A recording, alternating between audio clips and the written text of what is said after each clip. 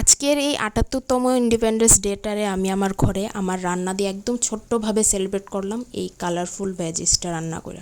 তো প্রথমেই আমরা তিরঙ্গার স্যাফরন কালারের রেফারেন্স আমি নিয়ে নিলাম কুমড়া ছোট ছোট করে কাটটা। তারপর হোয়াইটের লেগে আমি ইউজ করতেছি আলু, দেন গ্রিন কালারের লেগে আমি ইউজ করলাম বিনস। তো সবগুলা জিনিসটাই আমি ছোট ছোট করে কাটটা যখন প্লেটের মধ্যে একসাথে সাজাইলাম তখন তোমরা দেখো সত্যিই দেখতে এটারে আমরা ন্যাশনাল ফ্ল্যাগটার মতো লাগতেছিল কিনা। মাঝখানে হোয়াইট জায়গাটা আইসে না, এটা আমিও কমু। আলুটা একটু ইয়েলো ইয়েলো কালার আইতেছিল, বাট বাকি দুইটা কালার কিন্তু খুব সুন্দরই আইসে, একদম ফ্ল্যাগের মতো। তো রেসিপিটা আজকে একদম সিম্পল রাখতেছি আমি।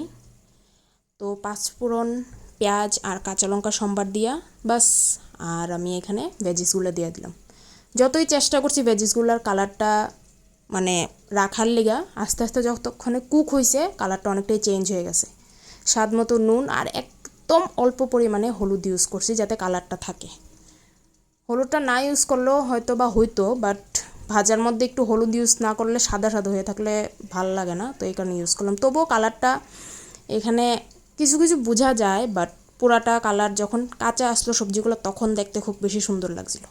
বাট এরপরও ট্রাই করলাম নিজের মতো করে নিজের রেসিপি আজকের এই স্পেশাল ডেতে তোমরা সাথে শেয়ার করলাম। Happy independence day to all আমার বন্ধুরা। টাটা।